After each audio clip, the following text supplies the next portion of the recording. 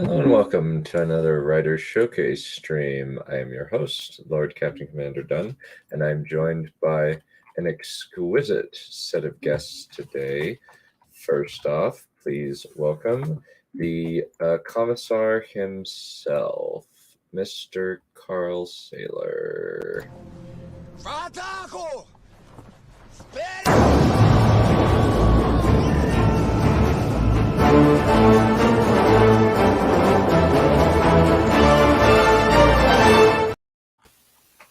Hello, hello.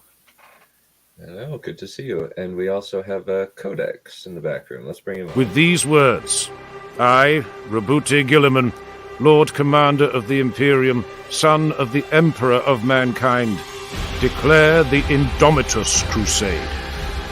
Traitors, mutants, demons, they heed to the coming of my armies, and the ruin we promise your miserable kind.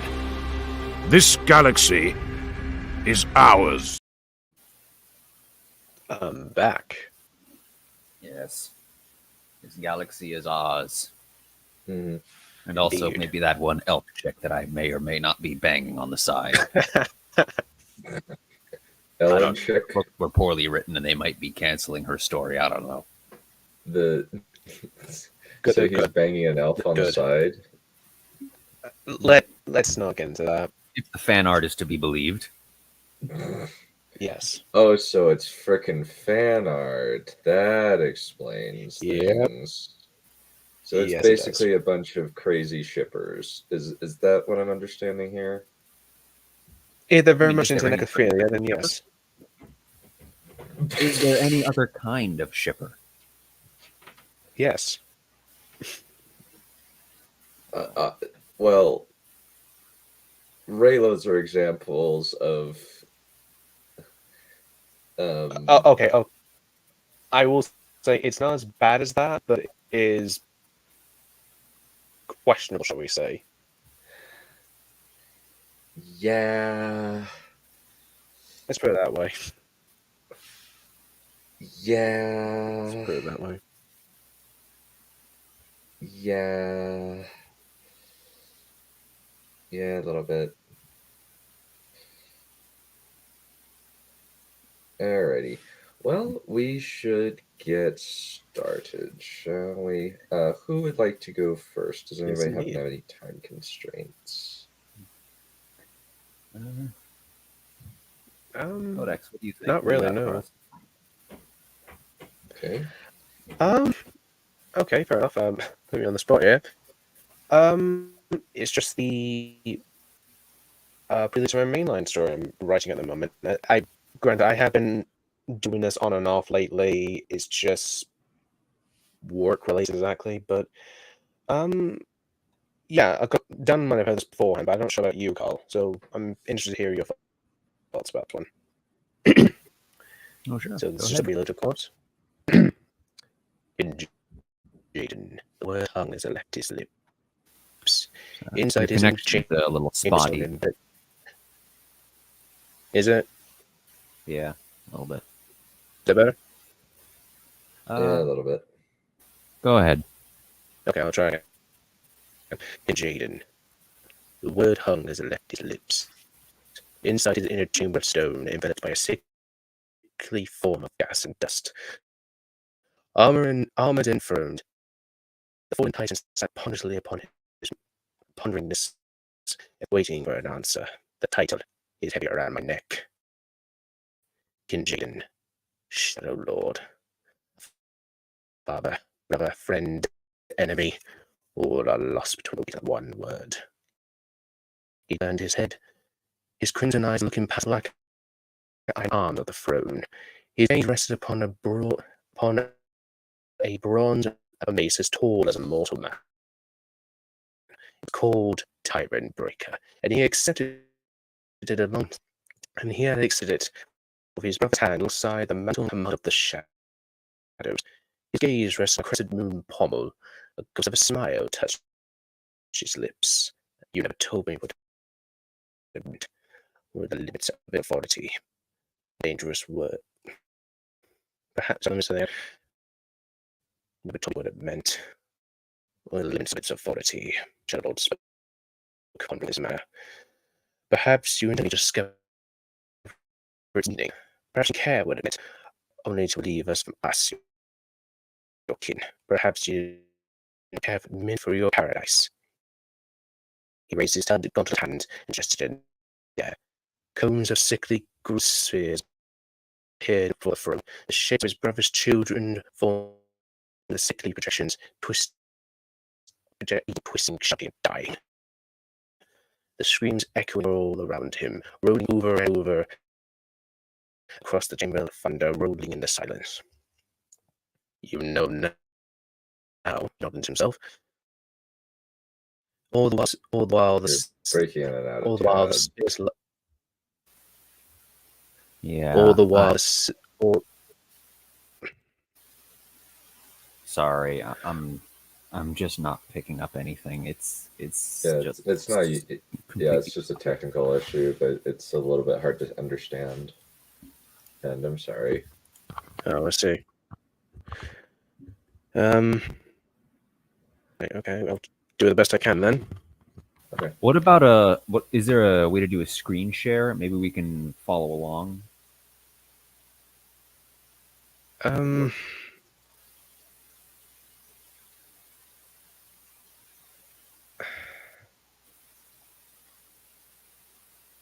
Yeah, I might send this to you then. That's fine with you.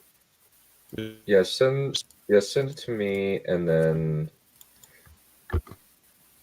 I'll share the screen. That way we can kind of follow along a little bit better. Sound good?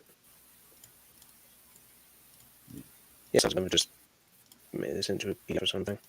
Just give me a sec.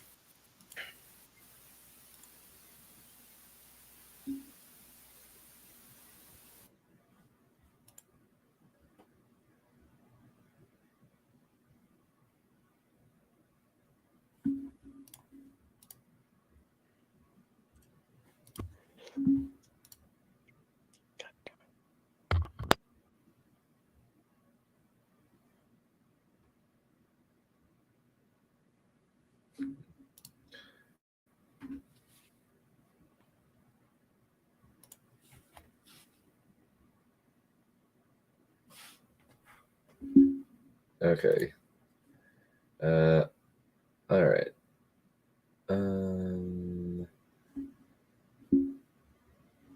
Okay. Let me. So it's in presenter mode. How about I cut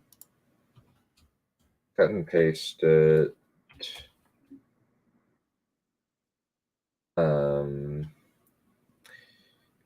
into, okay, so it's just that there's a, oh, okay, there we go, wrong thing. Okay, where are we at? Okay, let's see. Okay, there we go. There's It's part where the okay. Yeah, it's telling me you know mostly. Alrighty. Yeah, sorry about There that, we guys. go. No Okay. worries. Anyway, shall I go again? Do you want me to go again? Yeah, try. Yeah, do it. Try it again. Let's see what happens. Especially now we have I'll that start again. so. Yeah. Okay. Fair enough. Okay. Fair enough. In Jaden, the word hung as it left his lips. Inside the chamber of stone, enveloped in sickly gas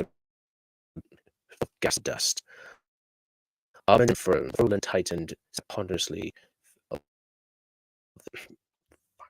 Fair enough now. Pondered this, as if waiting for an answer. The title is heavy around my neck. King Jaden, Shadow Lord, a father, a brother, a friend, enemy, all are lost between the weight of that one word. He turned his head, his crimson eyes looking past the black iron arms of the throne. His gaze rested upon the bronze of a mace as tall as a mortal man, the called Tyrant Breaker, and he accepted it along with his brother's hand, along with the mantle and commander of the shadows. His gaze rested upon a crescent moon pommel. A ghost smile touched his lips. You never told me what it meant. Oh, the limits of authority. The Shadow Lord spoke, ponderous in his manner. Perhaps you intended me to discover its meaning. Perhaps you didn't care what it meant, only to leave us from us, your kin. Perhaps you did not know what it meant for your paradise. He raised a taloned gauntlet hand and gestured in the air. Cones of sickly green spheres appeared before the throne. The shapes of his brother's children formed in the sickly projections, pleading, twisting, shouting, dying. The screams echoed all around her, rolling over and over across the chamber like the from like the thunder rolling in silence. You know now, he nodded to himself, all the while the spheres of light between the liquid black of his eyes. The fire is lit, and what was is cast to the wind.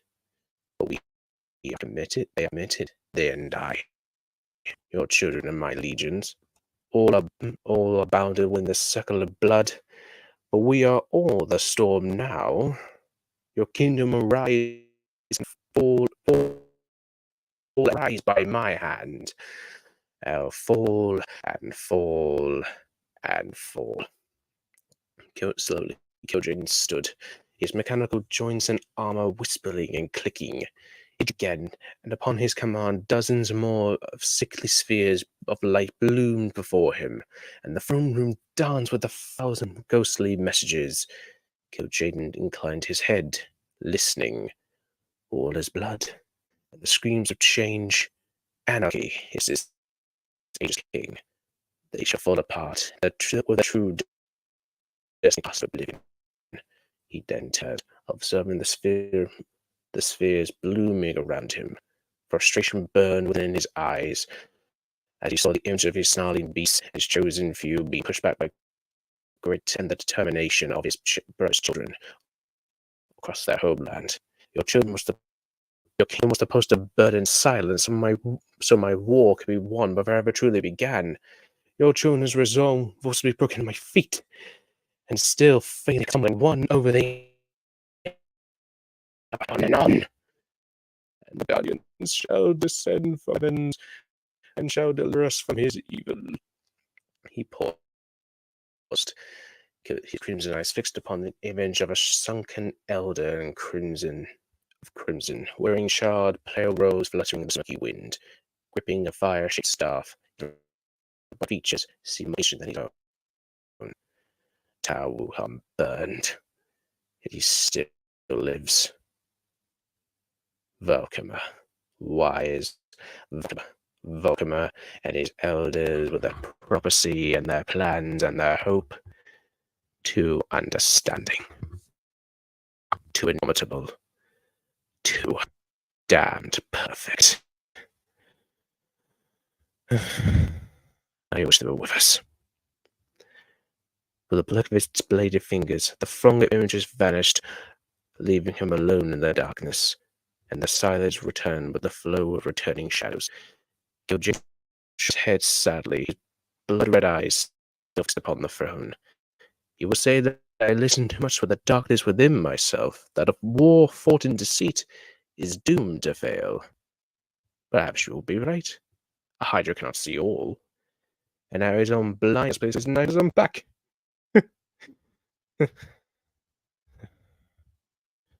Or I wouldn't have made such an error. Strange is it not that so many whisper beside me, stood against me, while on my back, or the flawed and damaged. For I am a master of broken monsters. Slowly he began to circle the chamber, parting the green smoke and mist with his colossal bulk, his steps losing themselves in the echoing silence, passing high pillars colossal dimensions. The only glint of light touching his frame upon his black armor was a pool of silver liquid in the center. Shaped in a symbol of 2 crescent moons orbiting 7 stars in its center. I cannot control them or the legions, and they know it. Picard and Dressard and the rest, they can all feel it. They can all see that this crusade is no longer meant to be guided, only written out. But you know, just me, not truly. And you understood less with each passing century. You doubt it. You think I have lost my way. I can see in your people's hearts, the emptiness, the pride, the scenes and ruin drawn, vegan Tempest, and with such strangeness must I remake the future. He reached the phone again and reached out. His grip cast over Tyreeka's heart. With casual ease, he raised it so the light of the mason caught every glint of light on the black metal. 1,000 battles. 10,000. 10 times 10 times 10,000 to bring about the new age. All the certainties of the past torn down, all the beliefs that made them turn to ashes. War on every front stretched across the four corners until none can know when the final blow will come. There are no disasters, for all disasters serve me alone. A storm rises only so the thunderbolt may fall. He returned his gaze upon to the throne again, shaking his head sadly. His arm relaxed to a tyrant breaker resting at his side. He looked beyond the throne, his eyes turning sorrowful, as if someone was intensely listening to his every word. No other would have dared this. Not even you. Maybe that's why you chose me as Chateau. Perhaps there was only motive of honesty. Then his gaze focused and hardened as his eyes looked beyond the black throne. Eyes of stone, the stone of the great spirit, his brother watching him, his eyes twinkling in the darkness with a hint of emerald, sculpted in the face of an unforgiving king. Those unmoving eyes were staring back at him, judging him on his every word and action. It does not matter how your paradise burns. Only what matters is it does. Every facet of creation will worship me, and all shall bow before me. Kin Jaden, the Shadow Lord. That is what it means, my brother. The strength to accomplish what must be done.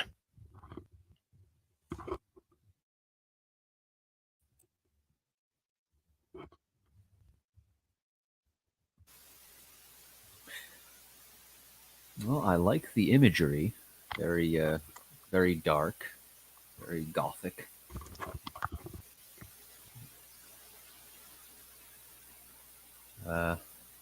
I have to admit, I'm not quite sure Yeah, sorry about that.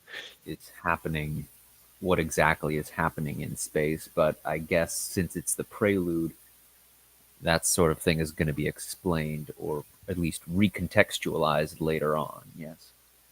Would that be accurate? Yeah, that's the idea. Okay. And it sounds like this guy is sort of the, if not necessarily the big bad evil guy of the setting, at least on the morally dark end of the spectrum. Yeah.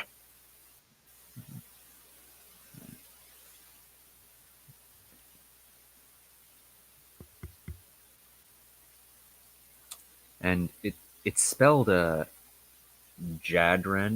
Kin Jadren is, but you pronounced it Kin Jaden. With that, is the R silent then? Yeah, it would be. Okay.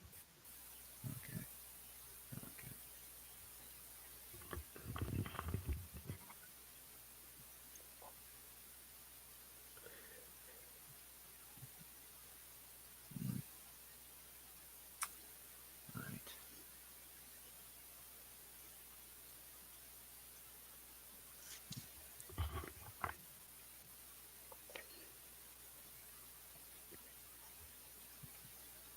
Is this So, well, quick question: why not remove the R,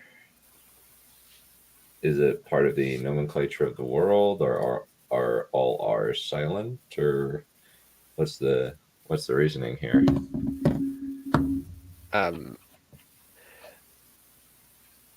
I think how it was, because I use the text-to-speech device to read it back to me to catch mistakes, and I don't think it catches the R's, I think.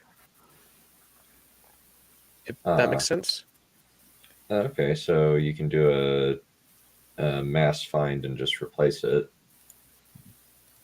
Yeah. Yeah. I've done similar things.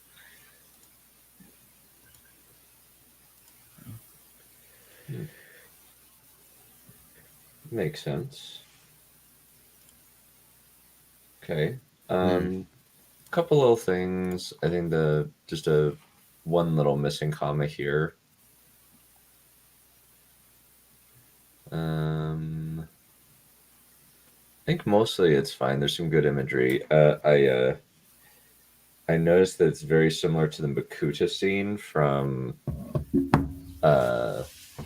the Bionicle Mask of Light movie. Is that where you're drawing some measure of inspiration from?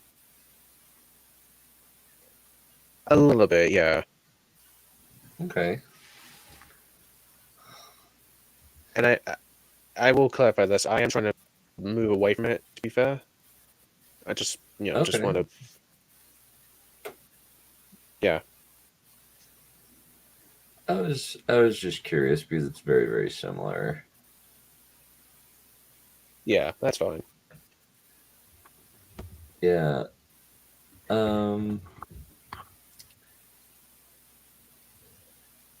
I think that I think that at points it works well, but I think that there could be some. I'm not exactly sure what some of these are meant to. So a lot of these sentences are really good, but I'm not really sure what their context is. And kind of with this, since I'm not sure what exactly the point of this is. This, or what exactly It's a it's coming mystery. from. It's a bit of a prelude to something else. Fair enough. Okay. But I do get what you're saying. It is just thrown in there a little bit, and it does come off as that. But I am trying to figure something out with that, and I will tie that in. So that's the idea. I think the idea works, but I'm just like, and with his guardians, it doesn't really connect to the sentence before or after is the problem. It kind of breaks up the flow. I'm just thinking that we can put that idea in another place and kind of streamline this a little bit, because it just doesn't quite fit. Yeah. Okay. Fair enough. I think one of the things that does kind of bug me a little bit about this scene is that there's only one person in it. Unless that statue is sentient. At least as far as I can tell, this guy is alone in his own, essentially the equivalent of his office, and is just chanting very, very pompous sounding words to nobody but himself, which I have learned through hard experience is something that normal people do not generally do. Apparently. Well, he's not. I mean, I have no context for it, but I've been told people don't. Well, the idea is that the idea is that he's trying to reinforce his ideal exactly. What he wants to do is to essentially bring back this new order in the wrong way, if that makes any sense. Because he's a being of destruction, essentially, as hopefully my context is provided exactly. It may have been maybe a bit too vague in this case. I will agree. If that makes sense. Uh, I mean, there was that one sentence early on that like compared the size of the mace to a mortal man, which sort of indicates that this guy is at least more than just ordinary in some way. But I didn't really get the sense that he's a god of some sort. Hmm. That I don't feel like it was fully communicated.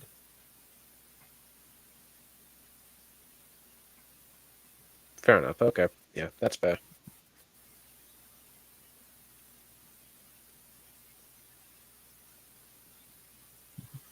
Yeah, I think that there's a lot of good imagery and good writing, but I think that some of the sentencing is a little bit disjointed. I think. And I mean, I don't know if this would be easy to work in given the setting, but if you could have another character, like one of his servants or one of his major domos, appear, so that this scene could sort of be reworked into a conversation, that I think could probably stabilize it a little bit.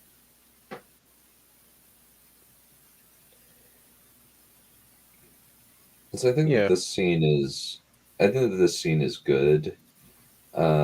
There's just some slight sentence, like some of the sentences kind of feel out of place unless you're trying to give a sense of madness to this person. Yeah, that's the It idea. just kind Yeah, I think he's a bit mad. He's kind of of the dance is kind of encompassing a little bit. It is a little bit of madness in between. He's not fully gone insane yet, mhm. but he's on the cusp of it. Exactly. If that makes any sense. Okay. So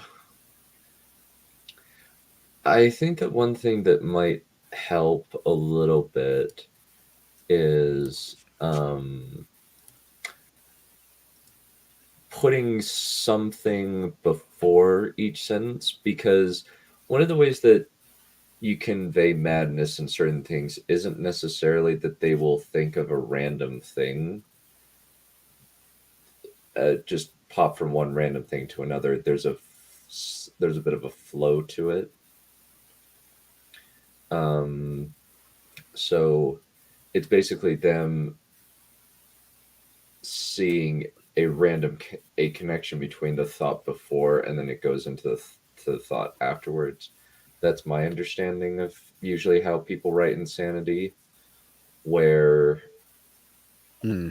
it won't necessarily be random thought and then random thought. There'll be some measure of flow between them where the person thinking it sees some connection, but it doesn't necessarily normally fall for somebody else. That's kind of what I'm seeing here a little bit. Okay. Like, um, like I think that out of all of it, since it's a relatively short offering art thing, let me see. So, two quotation marks. I was a little bit confused here. What you're trying to do here? Are there like multiple quotes, and you had stuff in between, like some prose that weren't in quotation marks in between, or what's the deal here, or exactly? I think I might have missed that. To be fair, when I was editing it, that was my fault. It's okay. Don't feel dejected. It's Yeah. okay. Hmm. We're not tearing it apart. Art. There's just some easy mistakes. Yeah. Um, it's missing a quotation mark here. There's one here. I think you could remove the then pretty Hmm. easily, since um, there isn't an action before this. It's just a quote beforehand. So I think that starting with his gaze works fine here. Um,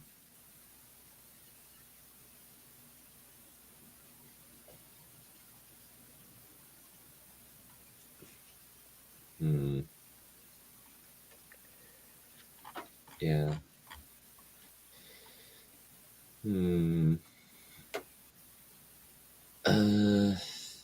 Yeah, I think the one easy thing might be to you've gotten to some scenes with Pat and Fane's POV, right?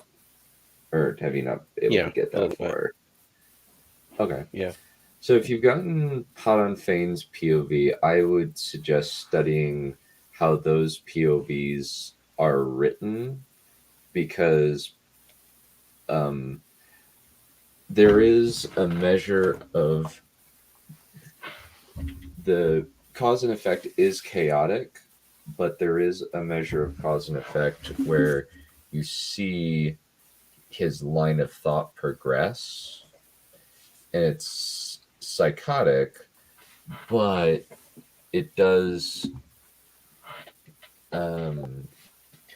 somewhat logically connect from one point to another, and that's the main thing you just need to need to keep in mind. Okay. So it's just that there, even though he is crazy, and we fully admit that, there has to be some measure of connection between the sentence before and the sentence after, and just kind of throwing in a random sentence kind of is confusing in the wrong way, I would say. Okay. Is this helpful? Yeah, it's very helpful. Yeah. Okay, From good. both of you, of I course. just want to make I mean, there's definitely something that we can work with here. You know, yeah, so I definitely throw it in the bin. There is definitely something in here that's worth keeping, and of course, this is the prelude. Once we actually get to the main meat of the story, we'll probably have a lot more stuff to work with. Yeah. So I'm excited to see where this is going. I am too. I've seen a bits of it, and I thank you. like it. Yeah, I do. I think that this is there's some really, really good stuff here. There's a lot of great imagery. There's a lot of the dialogue is really good. I think that's one of your strengths, is you have a really good sense of dialogue. I think the vocabulary is pretty good. I couldn't see any bad word choices. It's just at certain points, like in the paragraph with mostly just quotation marks, where it's just quotation marks, where there's like 6 quotation marks with nothing in between, or quotes. Yeah. But I would say maybe just put some prose in between that, fill it out a little bit with some of the pieces.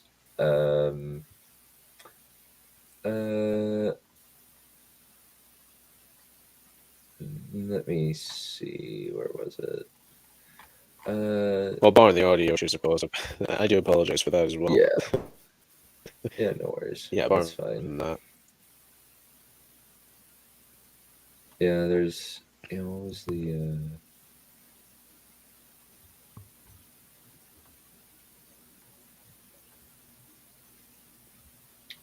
where's that other thing? It's somewhere.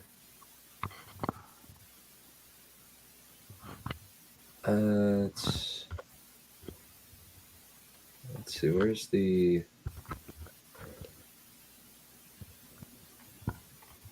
there is a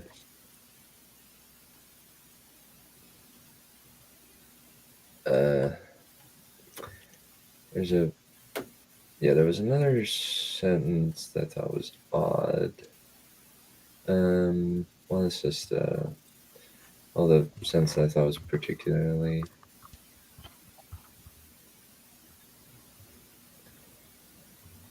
Okay, did you Okay, maybe you edited it out. No worries. Hmm.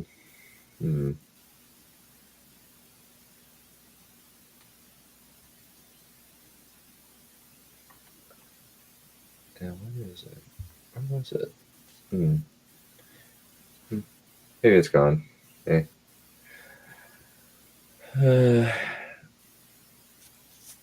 Oh, yeah, this. Yeah, I,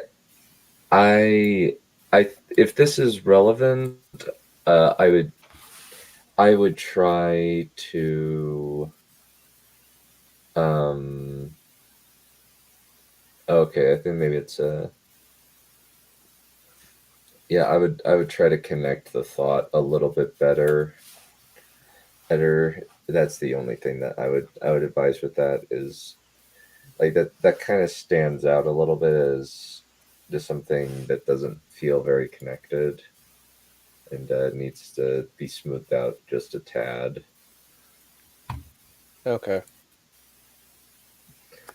So it's not bad. It's just a little bit rough. Needs a little bit of polishing. That's how I would describe it. Okay. So yeah, it's not bad by any stretch of the imagination. It's just kind of needs a little bit of refinement. That's all.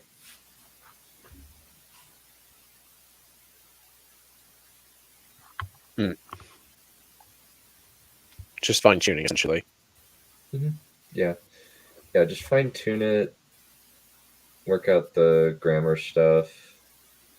Since I don't know what it is, but maybe it's just your grammar thing is just not up to snuff or something. I'm not sure.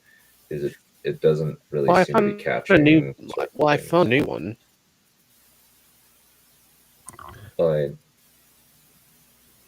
Well, you... well, Hmm. I just use the regular Google Docs grammar checker, and it notices all of the um, um, stuff.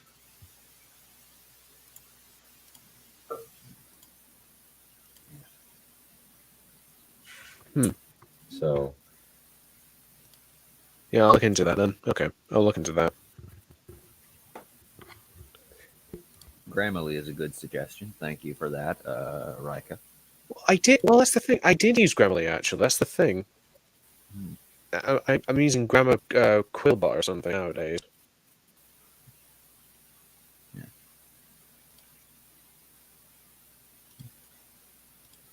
Yeah. Well, I'll look into that, of course. I'll look into it. okay. I'm using a code editor for mine. Anyways, I think anything else? Any last words? No. I think that's solid. Solid story. Just needs a little bit of a fine tune. Fine tune to get it up to a really good place. Okay. So that's me next.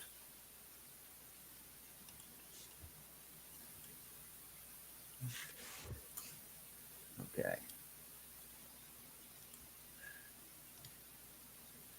So if we recall from last time, although we didn't really have much people, but I decided to present a new piece that I've been working on, a piece about a world of cats and other beast folk. And the prologue concerned a caravan of slaves that was being attacked by a warrior eagle, and the slaver decided to basically butcher 3 slaves and leave them for the eagle as an offering for safe passage. And the eagle was disgusted, but figures it's probably the best he can do. So, as prologues go, it's fairly serviceable. And this will be the first chapter of the work that I am tentatively calling The Cats of Empire. This is chapter 1, Clipped Ear. The cat watches as the warrior eagle takes flight once again. Moments earlier, she was 4th from the front in the line of slaves. Now she is 1st in line. A coincidence of ordering, or the whim of a slave trader, would have seen her offered up to the warrior eagle as meat, or let loose as helpless prey. But such are the whims of fate. "All right, move! Move!" A shout from the overseer, and a jerk at the chains about her wrists, and the cat walks forward. The air is soon filled once again with the wretched music of rattling chains and paws shuffling along the dusty ground, punctuated by the occasional crack of an overseer's lash. The journey resumes as the column returns to its heavy, thudding pace toward the setting eastern sun. The cat at the head of the slave procession lowers her eyes, watching the ground before her to keep the sun from stabbing out her vision. With nothing else to look at, she watches as the dust of the road settles on the fur of her legs, turning her white spotted coat to a flat, filthy brown. Clipped Ear, she is called, a name given in reference to the shallow notch at the base of her right ear. Cats are very practical when it comes to names like that. "Pick up your feet, slave," an overseer howls, followed by the sparking bite of a whip at her back. Clipped Ear does not flinch at the blow. She has endured far worse from the slave drivers at the farm that, until 5 days ago, was her entire world. She knows, too, that this overseer does not dare do any permanent damage to any of the slaves, lest he cheat the master slave trader out of a decent price for his merchandise. And in any case, Clipped Ear knows that an overseer's cruelties spring more from boredom than from anything else. Finally, the sun dips below the horizon, and Clipped Ear raises her eyes once again.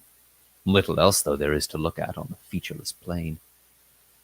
The world stretches on in unbroken sameness in every direction until the eye wearies of the monotony. Only in the east, where the sky is momentarily stained with the blood of a fallen sun, is there any difference at all. After an uncertain stretch of time, the caravan comes to a halt for the night. The overseers force the slaves to lay down on their sides and rest, though little rest there is to be found upon the beaten and cracked earth.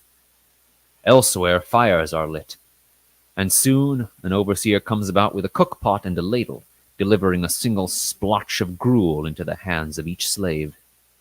It is a vile concoction, barely even recognizable as food. But Clipped Ear forces herself to endure it. She knows from experience that starving herself will only lead to greater misery. After the sorry excuse for dinner, the slavers come around with a canteen and force a quick gulp of lukewarm water into the throats of each slave. And after this, well, there's little else to do but sleep. Some slaves are fortunate enough to be exhausted and drop away quickly after their meager dinner. Others fidget madly, tormented by fleas or other vermin emerging from the tall prairie grass. Some brave few try to strike up conversations with their neighbors, only to be met with frantic hushing from other slaves, or a kick and a harsh word from an overseer. Clipped Ear stares up at the sky, her eyes tracing the patterns of the stars where the heroes of legend relive their great deeds in the great serene tapestry of the night. She knows all their names. Blacktail, the greatest hunter among all cats, who struck down many a ravening beast with his mighty spear. Pink Nose, the delicate maiden who refused 1,000 marriage proposals and now sits among the stars awaiting the return of her beloved. The warriors of spring and autumn, who chase each other in the eternal pursuit that drives the turning of the seasons. and thousands of other stars too small for names. Klipdir has heard it said that in the stars is written the destiny of all beast folk. Perhaps her own destiny, too, is written among those faraway pinpricks of light. Then again, why should the universe concern itself with the fate of one as lowly as she? No, it is surely a fantasy. Such a magnificent masterwork of stars is too fine a work to record the meager destiny of a single slave. She rolls over and resolves to take whatever sleep she can from the night. The caravan is roused before first light, and another ragged meal is forced upon the slaves before they resume their journey. This day is different, however, for as the morning sun climbs up behind them, they sight a line of trees on the horizon straight ahead. Soon the caravan passes through the trees and emerges into a patchwork of farm fields with teams of slaves already hard at work plowing and sowing the next crops. Perhaps many of the slaves among the caravan shall soon be set just to such work as this. Still further off in the distance, Klipdir can see the shimmering line of a river and the looming silhouette of high walls. They are coming to a great city of the catfolk. Avaris it is called, a name that Klipdir has learned from listening in on the overseers. Little though the name means to her. One city may as well be any other for as far as she knows. By the time they reach the edge of the river, the walls have coalesced into towering edifices of black stone. The overseers drive the slaves into the water, ordering them to bathe and wash away the grime and filth of the travel, while the master slave trader haggles with a nearby ferryman for passage. Once the negotiations are concluded, the slaves are forced onto the ferry, many still shivering from the river. The ferryman takes his time with the crossing, delighted at having received so much commerce all at once, and proclaiming that he may soon purchase a slave of his own to pull his ferry if his business keeps improving. At the other side of the river lie the gates of Avaris. Catfolk guardsmen keep a relaxed watch at the gates, leaning upon their pole blades like walking sticks, or lounging against the walls or seated atop barrels of ale. The guardsmen hop to their feet and raise a small hassle as the slave caravan reaches the gate, but ultimately let them through with little actual trouble. Klipdir keeps her eyes straight forward as she passes the guards. She would rather not pollute her sight by meeting the gaze of these up-jump bandits. There are, after all, some creatures in the land of Theria that are even lesser than slaves. The streets of Avaris are narrow, dusty, and hot, and the air reeks with 1,000 different undesirable odors. The buildings are a scattered mixture. Some are solid, stone-built bastions, while others are shabby mud-brick hovels.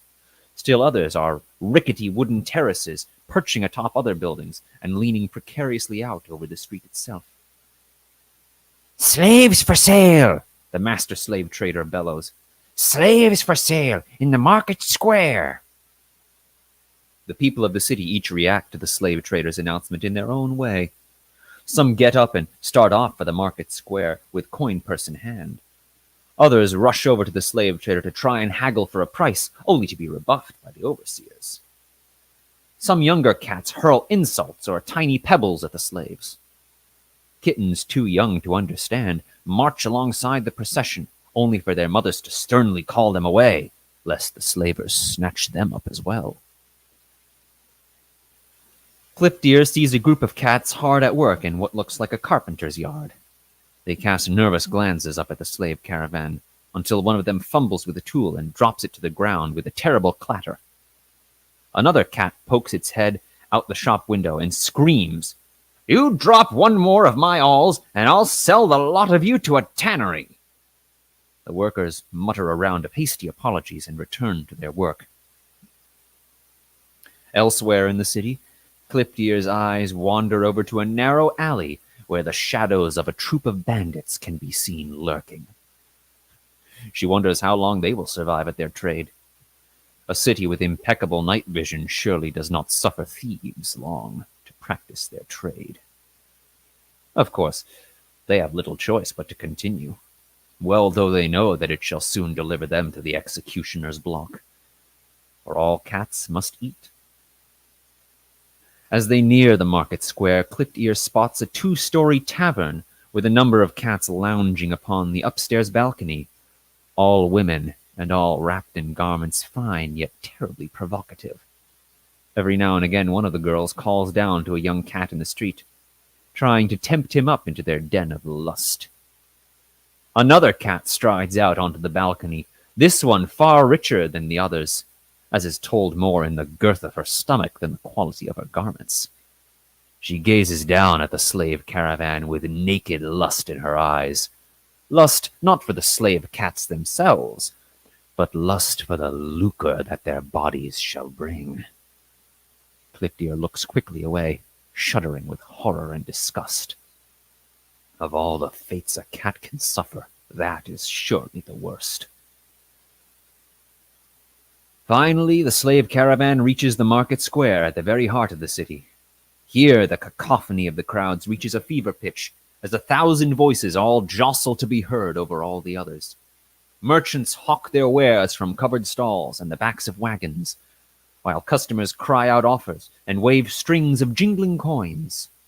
Gnarled old widows and disease-twisted beggars wait by street entrances, holding out bowls and tin cups for alms, and receiving precious little. And through the crowd dart the swift shadows of fleet-footed messenger kittens and nimble cut-purses hard at work. The caravan parts the crowd and makes its way toward a large platform at the far side of the market. There, 2 cats in guard uniforms are holding a third cat down against a block of wood. Clipped Ear watches as another cat raises a large, cruel axe up to the sky and brings it down again to strike off its victim's head. The crowd does not react. No cheers for justice, no screams of horror, no howls of vengeance or bloodthirsty delight.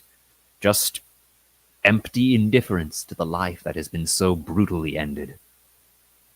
The only interest at all in the scene comes from a single cat standing beside the great platform, wearing the apron of a hide tanner, and observing the affair with cool, businesslike interest.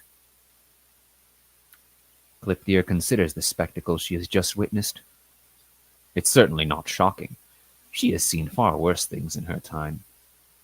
Indeed, there is a part of her that envies that poor victim, for he has passed forever beyond the reach of the lash, and has gone to a rest from which no slave driver shall ever again rouse him.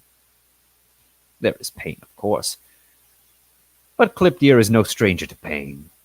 She can endure a little more if it will strike her chains away at last. The slave caravan continues through the crowds and finally comes to a halt behind the stone platform. The drivers corral the chain of slaves into a tangled mass in the cramped space between the platform and the buildings behind it, while the slaver separates Clipped Ear from the top of the procession and leads her up the steps to the pinnacle of the platform. "Slaves for sale!" the slaver bellows to the crowd as he drags Clipped Ear to the edge. "Who will be the first one to purchase a new slave today?" And that's all I've got for the moment.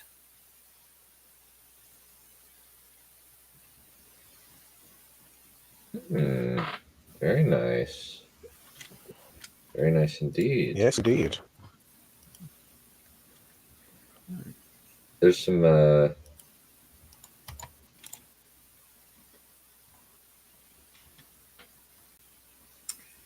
Yes, being a cat good indeed imagery. sucks in this world, Valerian.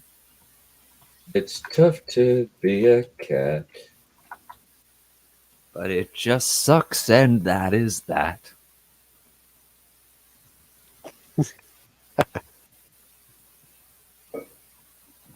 Oh, that was a good movie.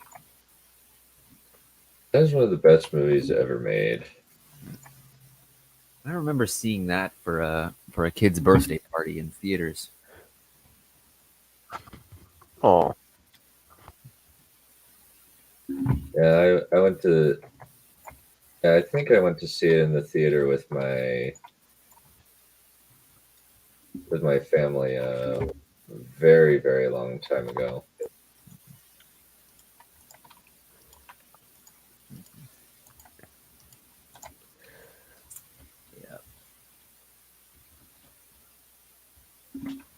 Oh yes, yes, I'm terrible with lay and lie. I need to keep those consistent. Thanks for keeping me straight on that, Valerian.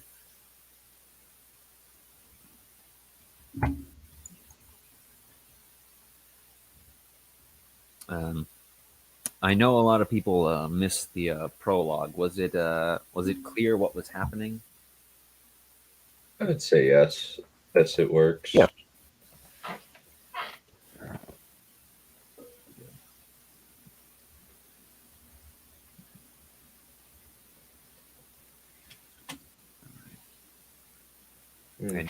Any criticisms? Things to... No, I think it works really well. I got a really good sense of the main character's personality and all of the players involved.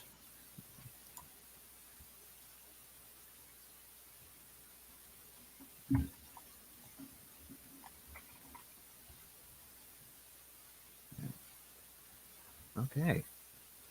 Well, no, that's that. All right then. What do you got for us today, Commander Dunn? Layoff done. All right. Alrighty.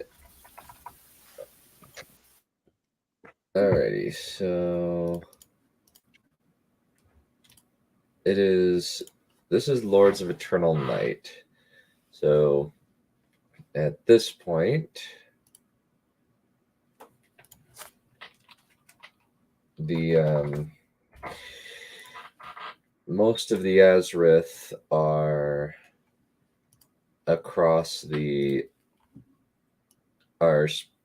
spread across the world with a few exceptions. Most of them have congregated on the island city of Olyntius, and they're working out how they are going to defend against the deep ones when they finally come at them.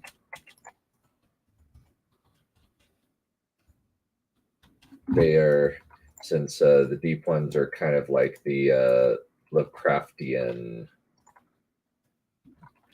devils or the Lovecraftian fish people from Shadows over Innsmouth, which is one of my favorite, I guess, anti-heroes journeys or inverted heroes journey stories. So I just decided that I would use that as inspiration because I think it's very interesting. Yes. Admittedly, he won't show up this chapter because he's elsewhere. Anyway, let's get started. I'm sorry, I just read Malacorp and I thought of like a Lovecraftian corporation, like Cthulhu Incorporated. Cthulhu Incorporated. He probably would do that. Perion.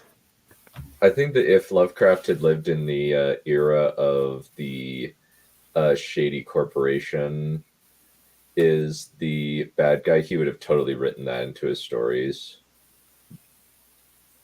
It's kind of been called Call to Cthulhu already, but sorry, go for it. No, I was going to say, like, the Call of Cthulhu would be on Twitter or something. That would be the cult. No, I think that it would be more like massive. I mean, are we still not gonna consider that if he was still around, he would still be the same racist piece of shit that he was back in the time, even for his own day? Yeah. Yeah. Yeah, he was pretty freaking racist. Yeah. Yeah, he was kind of like he's very much a okay. This isn't borderline racist. This is just racist.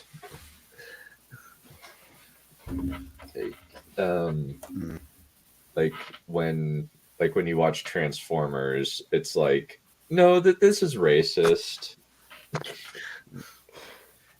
It's just there's no getting around it. Like, this is just racist. It's just stupid.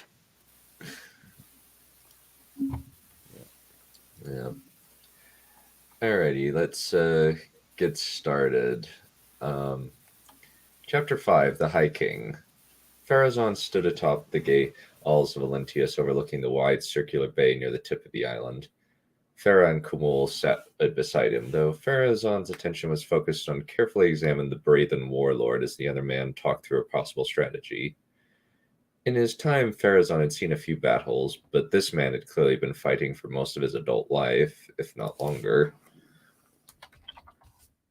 The most vulnerable portion of the island is the docks, Kumul said intently. If our enemy is able to breathe underwater, then that's where they'll enter. So, what do you think? Fortify the entrance? Farah asked. Kumul shook his head. No. I say we leave it open and turn the area into a killing field. He pointed at the water. We send as many people as we can off the island so there are no ships in the harbor, besides a few that you can destroy so that we can place oil casks inside fire ships. Then once they start surfacing, we set fire to the ships to illuminate the area and kill anyone that's above the water. And once the area is lit, we go down and destroy the remaining deep ones, using archers and pikemen to cover us. There are thousands of deep ones, forces that we can't handle on our own. Pharazon tilted his head. What other pieces go with your plan? Kumul summoned his mace and set the head on the bowman so he could lean on the pommel for support. We can't really win, not in the traditional sense. He tapped his fingers against the iron pommel of the weapon and gazed out over the harbor, a slight smile crossing his lips.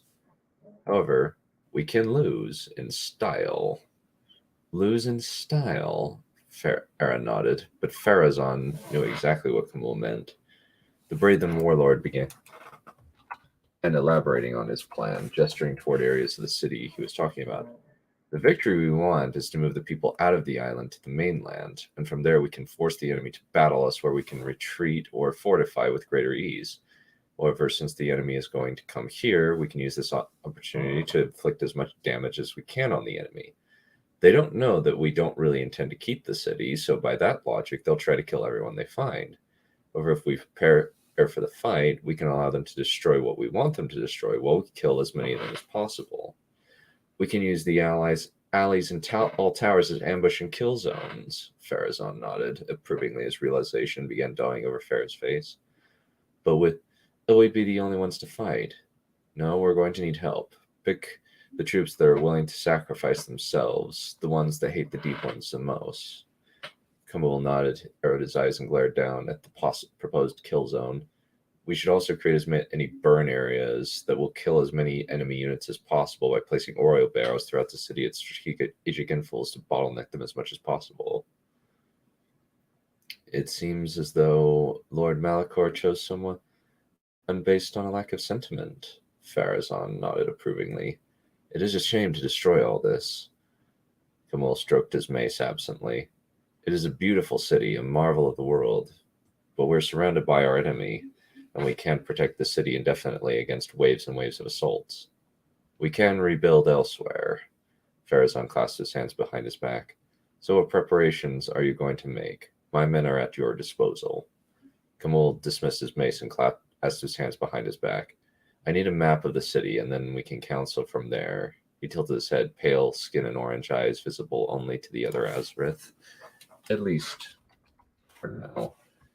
Amaris the Poisoner had been Azrith for near almost 200 years, and her body had degraded to the point where only the pale fragments of her soul were holding her armor and cloak intact. The spirit inside the armor was just as physically strong and dangerous as if a body were within it, but all that anybody not in the shadow world could see would be an empty hood rather than a face. I can do you one better. Farah smiled and vanished into the shadow world. Kumul nodded his eyes, then followed her, leaving Pharazon alone on the wall. Hopefully, Farah and Kumul can quickly resolve this rivalry or whatever it is. Pharazon thought as he followed the two into the shadow world. Kamal and Farah were sitting on the highest tower of the city, looking down at the island. Rather than bickering as he'd expected, Kamal and Farah seemed to be going back and forth with a strange understanding as they looked down at the city. Farazan kept his frown hidden as he drew on the power of his ring and obscured himself even from their eyes with a simple invisibility spell. The best place to make your plan work are here, here, and here. Farah pointed to a set of streets. The troops that would be perfect choices are the 4th, 7th, and 12th battalions. Out of all of our troops, they're the ones that have been the thickest fighting. It's a difficult decision to make, but likely these men will have to die unless we can instantaneously transport them to the mainland. Farah Kamul closed his fist. Can our powers do that? My father was a powerful sorcerer before he got his ring. Farah tapped her fingers against her elbow. However, if he could do something like that, we need a great deal of power and preparation. Now that he'd been mentioned, Farazan released his spell and became visible to them. You're late, father. Farah smiled at him, which was something of a frightening sight here in the Shadow World with her orange eyes and corpse-white skin. Farazan ignored his daughter's jibe and addressed the important issue. Instantaneous transportation is an impossibility for normal humans. Even for us, going from one location in this world to another requires our rings in a location that has a great amount of power that can be used to center the spell. How does the magic work, and how could we possibly use it to solve the problem without sacrificing as many troops as we would have to? Kamal asked. A possible way would be placing them in one location and linking them to that spot to a place on the mainland. Farazan looked down at his ring. It will require all of us working non-stop for quite some time. So, shall we do that then? Kamal asked. There are many possible consequences that we cannot predict. Farazan warned, gazing around the Shadow World. To pull that many people from one place to another will kill any of them. What if we pull them here? Kamal asked, indicating the world of ever-shifting ash and violent winds all around them. Farazan narrowed his eyes. I do not know, but I do not think it would be good. He raised the hand that held his ring and closed his fist. This place is only acceptable to those with the power of the rings. If someone comes here because we pull them here, something bad might happen to them because of their exposure to the magic of this place. But could we do it? Kamal asked. If it's a small group, perhaps. I'll take time to prepare, but I'm unsure as to what the result is going to be. Kamal nodded slowly. All right, let's keep that as a last resort. We'll try to save the people initially, and only ask for volunteers for whoever wants to stay. Shall I send a letter to Imaris? Farah asked, moving her hand and behind her back in an at-ease position. I can search through the Shadow World to find her. No, if she's not here, then it must be on orders from our master. Farazan shook his head. We must prepare what we have now. Perhaps Amora and Morgamir will arrive soon with the ships we need. Hopefully. Kamal glanced toward the sea, winds whipping the waves to a frenzy. How long should it take? A few days, possibly a week. Farazan closed his hand reflexively. Then we should expect attack before they arrive. Kamal narrowed his eyes. Best to prepare for the worst. And that's the end.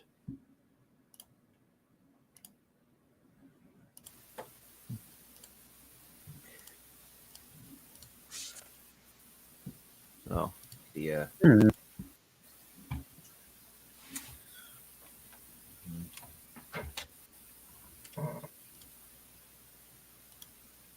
Sorry, you're coming in a little bit low.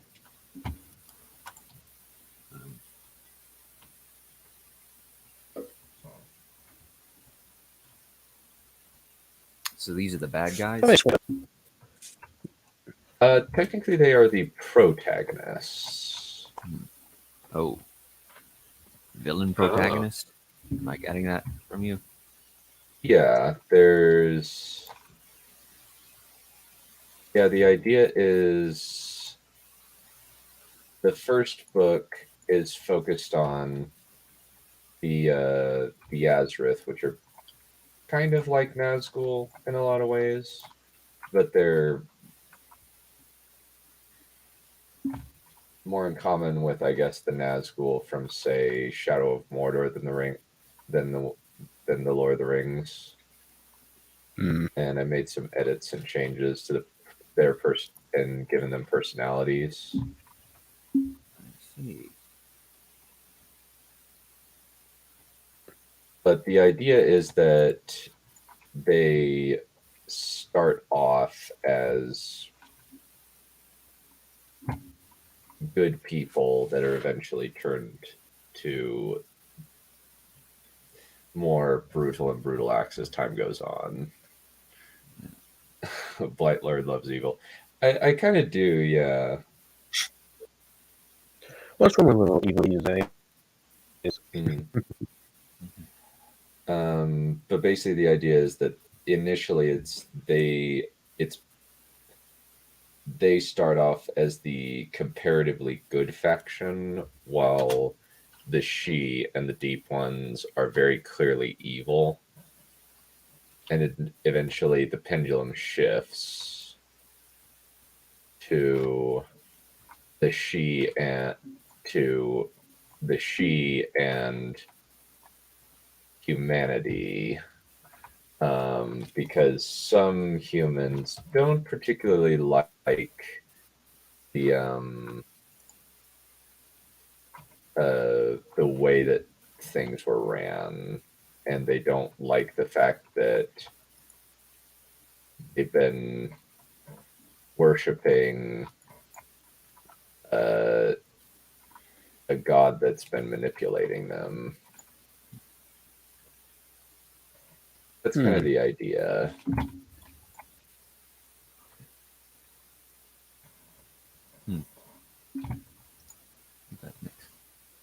That makes a little sense.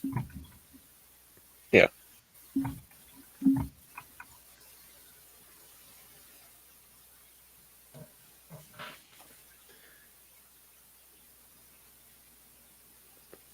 Yeah. And eventually they begin committing atrocities as the time goes on, where war basically changes them a lot and makes it so that the influence of the shadow world on them becomes stronger and stronger, until eventually they've been consumed and kind of become dark reflections of what they once were, or where a once noble king just becomes a tyrant obsessed with reclaiming those who he views as descended from him. A former slave who fought to protect his people is now breaking the wills of others and turning them into his thralls.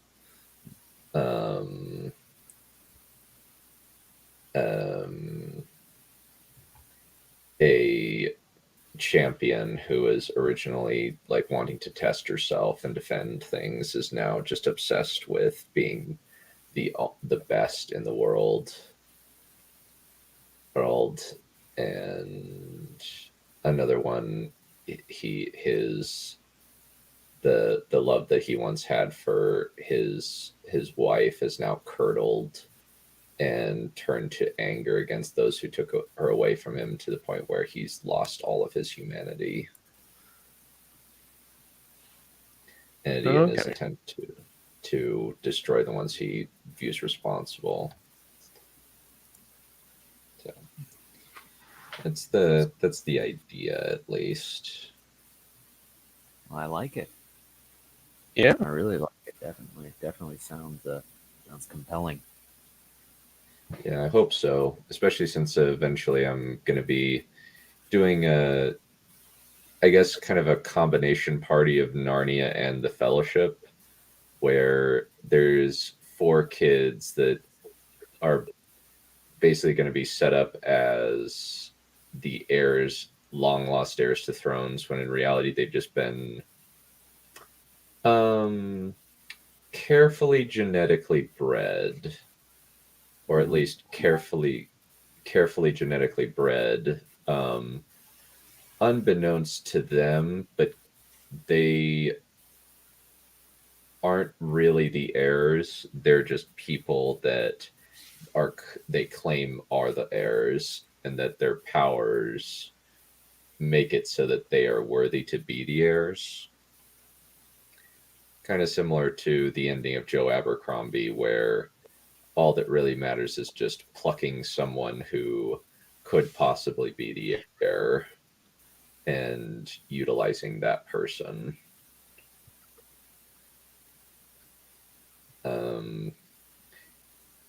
And I'm toying with a few ideas. I had a brainstorming session with Trip a while back, and I need to figure. She had a lot of good ideas, and I need to figure out too. Cheers. Well, some of them, they're mostly good kids. That's the idea. They've just there's just Are they? Fair enough. I know their mentor is evil, is somewhat evil, or at least the person picking them for, who's been curating their lineage, is a little bit evil. But I've got a couple of neat ideas. Like, you got a dwarf mage, a female dwarf mage, who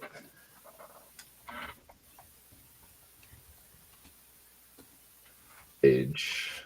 I kind of took this idea, since I didn't want to use the traditional dwarf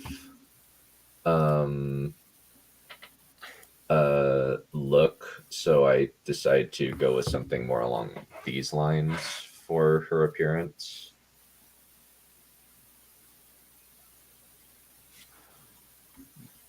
And since I thought it would be kind of cool. I can get behind that. Yeah. And she basically acts as the den mom to the crew. So, and I haven't fully worked that out yet. I'm still planning working out the process. But I know I definitely want to use this idea of one of the I guess wizened wizard of the party is basically a roided up, armor wielding, sword carrying Santa Claus. Yeah. Not a bad idea. And I just think that would be really cool. Yeah. So, and it would be kind of neat to have him in an armored sleigh with armored reindeer moving him around. So kind of a more badass version of Radagast from the Hobbit movies. I can see that.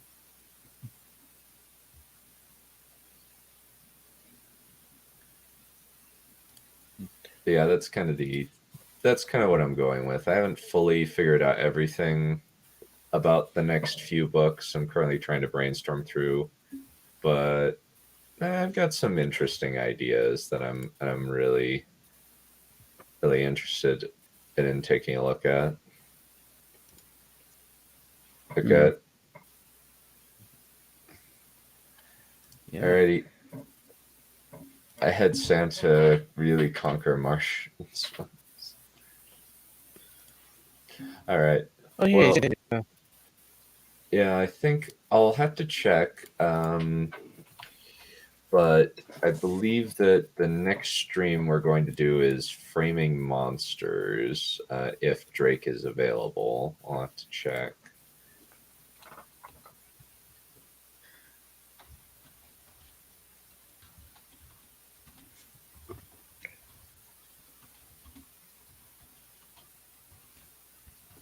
So we'll have to see on that.